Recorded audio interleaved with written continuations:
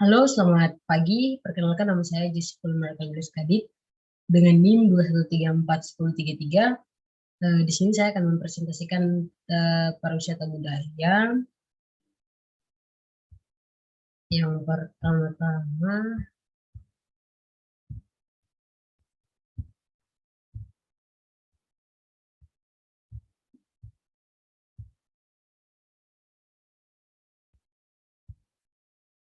di pertemuan pertama yaitu pengantar pariwisata. Pariwisata sangat dipengaruhi oleh pariwisata di dunia.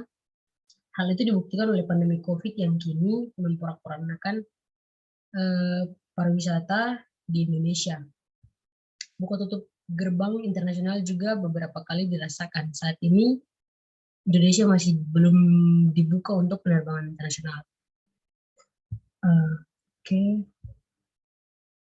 Penurunan wisatawan akibat COVID-19. Februari 2020 jumlah wisatawan mancanegara yang masuk ke Indonesia mengalami penurunan yang sangat drastis dan puncaknya terjadi pada April 2020. Dengan jumlah wisatawan hanya sebanyak 158.000. Sesuai dengan data yang dirangkum pada buku tren pariwisata 2021 yang diterbitkan oleh Kemenparekraf dan Baparekraf. Jika di total sepanjang tahun 2020 jumlah wisatawan mancanegara yang masuk ke Indonesia hanya sekitar 4,052 juta orang. Bisa dibilang angka tersebut sangat memprihatinkan karena total dari tersebut hanya sekitar 25% dari jumlah wisatawan yang masuk ke Indonesia pada 2019 yang lalu. Oke. Berubahnya tren pariwisata di tengah pandemi COVID-19. Contoh paling simpelnya, sebelum pandemi kita bisa bebas liburan ke destinasi wisata di Indonesia maupun luar negeri. Namun, adanya pandemi menyebabkan tren pariwisata berubah seperti liburan tanpa banyak bersentuhan dengan orang lain agar tetap aman. Keinginan liburan tanpa banyak bertemu orang lain pun mengubah tren layanan paket wisata. Para pelaku industri pariwisata harus mulai memberikan layanan paket eksklusif atau mini group agar wisatawan merasa lebih aman dan meminimalisir potensi penularan virus saat liburan. Sedangkan dari sisi destinasi wisata, banyak tempat wisata yang terpukul akibat pandemi COVID-19, bahkan ada yang terpaksa tutup karena sepi pengunjung. Bisa dilihat tren destinasi wisata di Raja Ampat sebelum COVID melanda, di mana banyak sekali pengunjung, tetapi pada saat pandemi, pengunjung pun mulai berkurang yang datang ke Raja Ampat. Oke, next.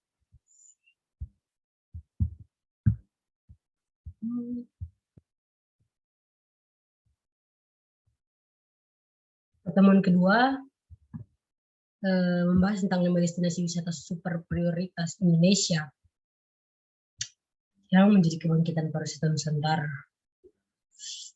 5 destinasi super prioritas pemerintah memulai Kementerian Pariwisata dan Ekonomi Kreatif tengah mengumumkan potensi pariwisata di tanah air. Salah satu upayanya adalah dengan mempromosikan 5 destinasi super prioritas di Indonesia. 5 destinasi super prioritas di Indonesia yaitu yang pertama ada Borobudur. Destinasi super prioritas Borobudur terletak di Magelang, Jawa Tengah. Kurang lebih 40 km di sebelah barat laut Yogyakarta. Candi berbentuk stupa ini didirikan sekitar era 800-an Masehi oleh para penganut agama Buddha. Saat ini, Borobudur telah dinobatkan UNESCO sebagai salah satu warisan budaya dunia. Setiap hari raya Waisak, kawasan Borobudur senantiasa dikunjungi oleh para pesiar keagamaan untuk memperingati hari suci tersebut. Destinasi kedua yaitu Danau Toba. Di Pulau Sumatera ini terdapat suatu ikon pariwisata yang terus menanjak popularitas sebagai destinasi prioritas. Dan destinasi itu adalah Danau Toba yang menawarkan keindahan alam luar bagi pengunjung. Berwisata ke Danau Toba akan terasa istimewa ketika Anda menikmati pengalaman berkayak di tengah danaunya maupun merasakan keseruan berkemah alias glamping di salah satu sisi danaunya. Dan destinasi yang ketiga yaitu Likupang. Destinasi super prioritas Likupang terletak di Kabupaten Minahasa Utara, Sulawesi Utara. Likupang juga sedang naik daun nih bagi para pecinta pesona alam tanah air. Yuk gas laksana. Jaraknya yang terletak dari ibu kota Sulawesi Utara turut menjadi Likupang sebagai destinasi wisata yang amat potensial. Di sana Anda dapat menikmati sejumlah kawasan pantai eksotis dan mempesona. Dan destinasi yang kelima yaitu Mandalika. Surga tersembunyi ini terletak di Nusa Tenggara Barat atau NTB, khususnya di Mandalika. Selain memiliki pesona alam yang luar biasa indah, destinasi super prioritas Mandalika juga kelak dikembangkan untuk wisata olahraga atau sport tourism. Sejumlah agenda olahraga kelas dunia pun diharapkan bisa berlangsung di masa mendatang seperti MotoGP yang sekarang sedang dilaksanakan di Mandalika. Di Mandalika Anda bisa menikmati kuliner khas Lesat, misalnya saja ayam taliwang yang memiliki perpaduan rasa manis, pedas, sekaligus gurih. Destinasi wisata yang kelima yaitu Labuan Bajo. Bergeser sedikit dari NTB atau Nusa Tenggara Timur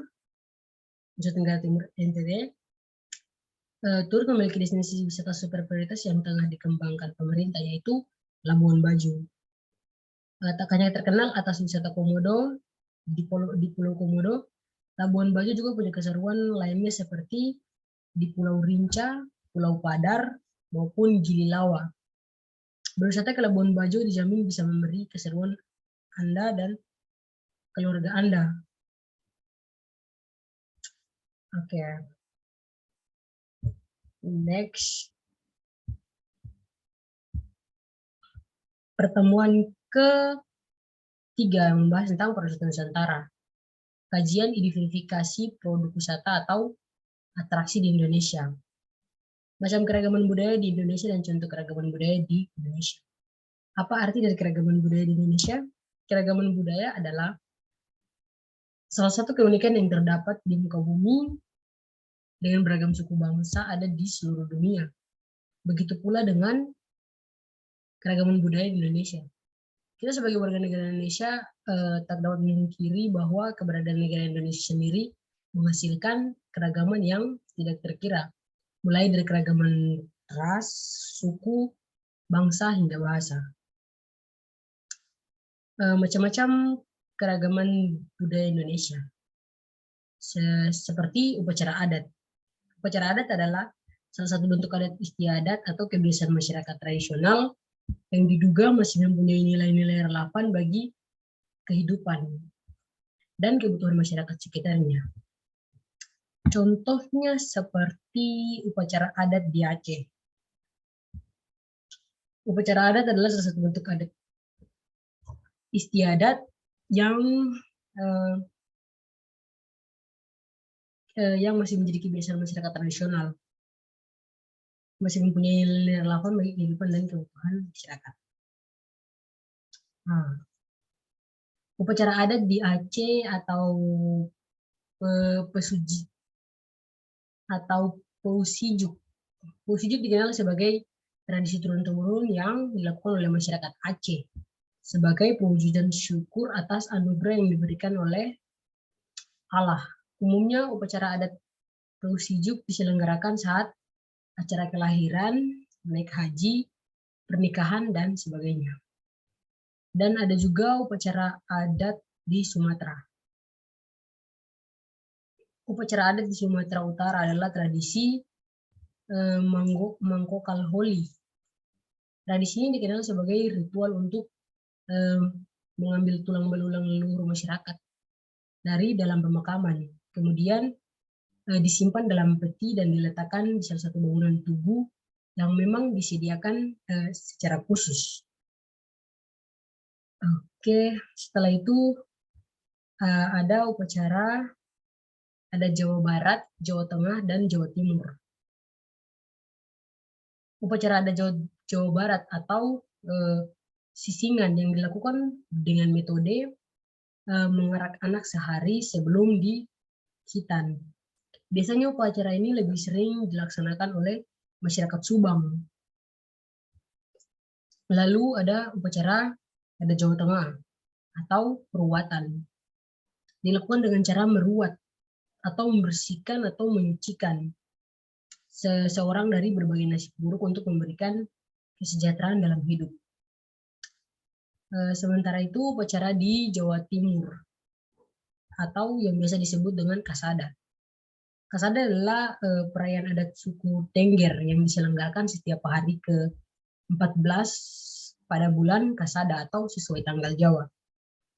Metode yang dilakukan yaitu dengan melempur berbagai sesajen ke arah kawah Gunung Bromo. Ada juga upacara adat Kalimantan, upacara Kalimantan Barat dinamai Naik Dangu. Upacara adat ini mempunyai kegiatan tahunan yang diselenggarakan oleh masyarakat Dayak sebagai ucapan syukur pada Sang Pencipta, atau mereka menyebutnya Nek Jubata atas panen padi. Lalu ada upacara adat di Maluku dan di Papua. Upacara adat di Maluku dikenal sebagai pukul sapu yang digelar seminggu setelah Idul Fitri atau setiap 7 Syawal oleh para lelaki. Sementara di Maluku Utara dikenal dengan tradisi Abdau, yakni penyambutan Idul Adha. Upacara adat di Papua yakni pesta bakar batu yang terdiri dari 3 tahapan, diantaranya persiapan, bakar babi, dan terakhir makan bersama. Kemudian di Papua Barat ada tanam sasi, yaitu rangkaian upacara adat kematian dengan menanam sasi atau sejenis kayu. Oke, next. Pertemuan keempat, faktor-faktor penghambat majunya pariwisata di Nusantara. Yang pertama, kurangnya pariwisata masyarakat. Yang kedua, 4A, yaitu amenities, attraction, ancillary service, accessibilities yang belum ada. Yang ketiga, kurangnya promosi. Yang keempat, ketidakpedulian pemerintah daerah dalam mengelola destinasi. Yang kelima, tidak adanya investor. Dan yang keenam, kebijakan yang tidak mendukung upaya pariwisata. Lalu yang ketujuh, sumber daya manusia atau LMS, semisal Pokdarwis yang kurang mumpuni atau profesional. Oke, next, pertemuan kelima, pariwisata Nusantara dan minat khusus wisatawan. Kata kunci dari keterhubungan pariwisata di Nusantara dan minat khusus wisatawan ke Nusantara yang dituju adalah keunikan dan experience based atau merasakan langsung. Kedua kata kunci ini merupakan hal yang mendorong hasrat wisatawan untuk melakukan kegiatan berwisata. Terlepas dari minat mereka untuk ingin merasakan langsung tentang kegiatan yang dilakukan, topik ini berupaya untuk memberikan satu pemahaman praktis dan berpikir kritis tentang kesiapan sebagai agen pariwisata yang mempersiapkan apa yang diperlukan oleh destinasi wisata, objek wisata, dan penyedia jasa transportasi dan lain sebagainya. Oke, next. Nah, mencicipi tiga destinasi wisata minat khusus di Papua Barat. Papua Barat memiliki 3 destinasi wisata minat khusus yang yang saat ini menanti aksi pemerintah daerah untuk dioptimalkan bagi para pegiat alam liar maupun pecinta lingkungan di Indonesia. Nama destinasi wisata ini yaitu Raja Ampat, Teluk Triton, dan Kepulauan Auri. Tiga destinasi wisata yang keren di Papua Barat. Lalu pertemuan ke-6, sejarah pariwisata di Indonesia.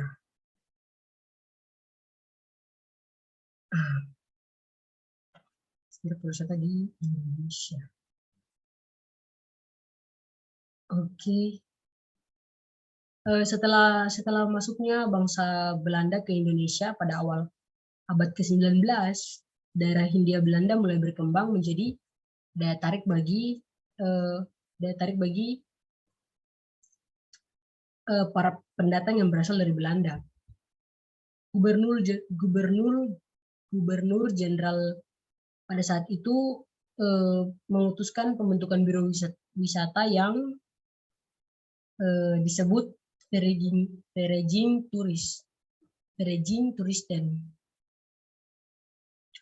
Toeristenverkeer yang gedung kantornya juga digunakan untuk maskapai penerbangan. Lalu di saat itu hotel-hotel mulai bermunculan seperti Hotel Des Indes di Batavia, Hotel Orange di Surabaya, dan Hotel De Boer di Medan. Tahun 1913, Vereniging Toeristenverkeer membuat buku panduan mengenai objek wisata di Indonesia. Sejak saat itu, Bali mulai dikenal oleh wisatawan mancanegara dan jumlah kedatangan wisatawan meningkat hingga lebih dari 100%. Pada tahun 1927, pada 1 Juli 1947, pemerintah Indonesia berusaha menghidupkan sektor pariwisata Indonesia dengan membentuk badan yang dinamakan HONET atau Hotel National and Tourism yang diketuai oleh Ertip Jorsian.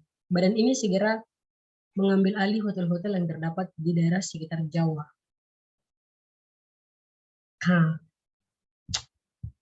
Oke. Kilas balik pariwisata Indonesia pasca revolusi industri.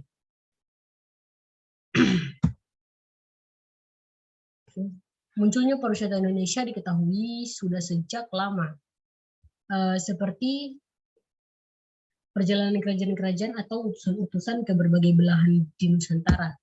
Menurut Yoiti 1996, berdasarkan kurun waktu perkembangan sejarah pariwisata Indonesia bisa dibagi sebagai tiga, yaitu masa penjajahan Belanda, masa pendukung Jepang, dan setelah Indonesia merdeka. Pertemuan ke-7, proyeksi kepariwisataan Indonesia. Potensi keindahan alami dan keanekaragaman budaya yang unik merupakan modal untuk pengembangan pariwisata nasional. Oke. Yang pertama, pembangunan destinasi pariwisata diarahkan untuk meningkat daya tarik daerah tujuan wisata sehingga daya saing di dalam negeri atau di luar negeri dengan strategis fasilitas pembangunan destinasi pariwisata nasional yang menjadi fokus wisata alam yang terdiri dari wisata bahari, wisata petualangan, dan wisata ekologi. Wisata budaya yang terdiri dari wisatawan heritage and religi, wisata kuliner dan belanja, dan wisata kota dan desa. Wisata buatan minat khusus yang terdiri dari wisata meeting incentive conference atau and exhibition atau MICE dan event. Wisata olahraga dan kawasan terpadu. Lalu Yang kedua, pemasaran pariwisata nasional diarahkan untuk meningkatkan kerjasama internasional kepariwisataan dan mendatangkan sebanyak mungkin kunjungan wisatawan mancanegara.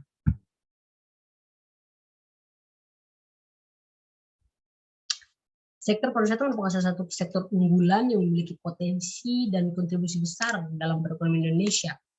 Berdasarkan hal identifikasi data Kementerian Pariwisata dan Ekonomi Kreatif dan BPS, jumlah wisatawan yang melakukan wisata di Indonesia baik dari dalam maupun luar negeri bertambah setiap tahunnya. Hal ini didukung dengan data Kementerian Pariwisata dan Ekonomi Kreatif tahun 2013. Pertemuan ke-10, analisis pengembangan pariwisata berbasis budaya atau studi kasus wisatawan atau studi kasus wisata Kampung Adat Praijing, Kabupaten Sumba Barat, NTT. Pariwisata budaya ibarat pisau bermata dua dalam pemanfaatan pariwisata budaya sebagai objek daya tarik wisata di satu sisi pariwisata dapat melestarikan warisan budaya tersebut, sedangkan di sisi lain kegiatan pariwisata akan merusak atau berdampak negatif terhadap warisan budaya. Warisan budaya itu karena objek tersebut akan dikonsumsi oleh wisatawan. Oke.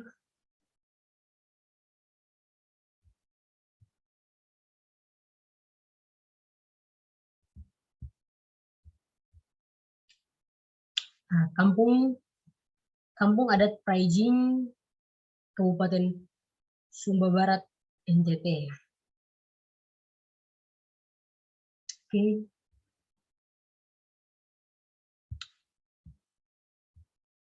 Lalu pertemuan ke-11, analisis perilaku konsumen wisatawan era pandemi COVID-19, studi kasus pariwisata di Nusa Tenggara Barat.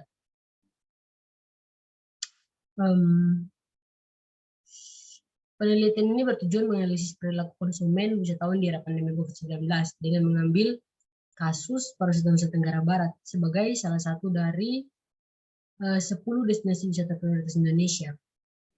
Kekhawatiran akan terpapar dan pemberlakuan pembatasan sosial berskala besar membuat wisatawan baik domestik maupun mancanegara membatalkan perjalanannya.